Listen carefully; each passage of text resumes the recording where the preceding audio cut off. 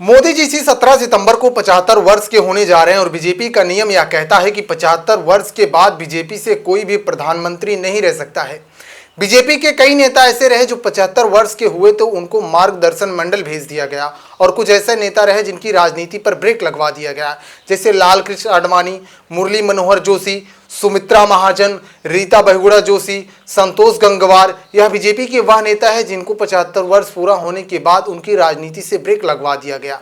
दरअसल भारतीय जनता पार्टी का एक नियम बना था, 75 वर्ष के बाद बीजेपी से राजनीति संन्यास लेना पड़ता है और यह नियम मोदी शाह द्वारा बनाया गया था। इन दिनों मोहन भागवत का एक बयान सामने आया है कि 75 वर्ष के उम्र के बाद रिटायर हो जाना चाहिए और राजनीतिक गलियारों में यह बात तेज हो गई है कि सितंबर में कुछ बड़ा होने वाला है, क्योंकि 17 सितंबर को मोदी जी का जन्मदिन है और वह 75 वर्ष के पूरे हो जाएंगे।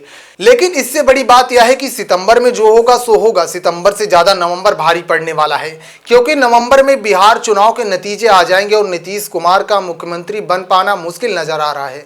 अगर नीतीश कुमार मुख्यमंत्री नहीं बनते हैं तो उनकी पार्टी टूट सकती है। अगर जेडीयू टूटी तो उनके जो 12 सांसद है वह क्या करेंगे? क्या वो बीजेपी के साथ जा सकते हैं? यह कहना मुश्किल लग रहा है, क्योंकि कहा जा रहा है कि यह सांसद आरजेडी में भी जा सकते हैं। यह अटकलें तेज हो गई है कि इस वजह से नीतीश कुमार मुख्यमंत्री नहीं बने तो सांसद टूट सकते हैं। दूसरी तरफ चंद्रबाबू नायडू हैं जिनके 16 सांसद हैं।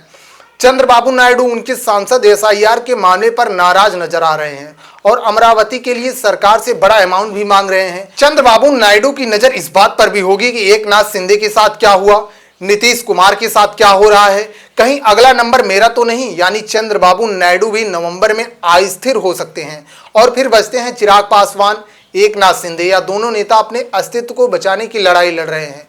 चिराग पासवान की नजर बिहार के मुख्यमंत्री के कुर्सी पर है, यानी बिहार में कुर्सी एक है और नजरें 3 लोगों की है, नीतीश कुमार, चिराग पासवान और भारतीय जनता पार्टी। ऐसे में किसको कमान मिलेगी यह नतीजा तय करेगा। यानी कुल मिलाकर बिहार चुनाव से एनडीए में फूट से लेकर प्रधानमंत्री की कुर्सी तक डगमगा सकती है।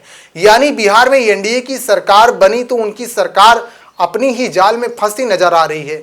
वैसे आपकी क्या राय है? कमेंट बॉक्स में अपनी राय जरूर दें। जय हिंद।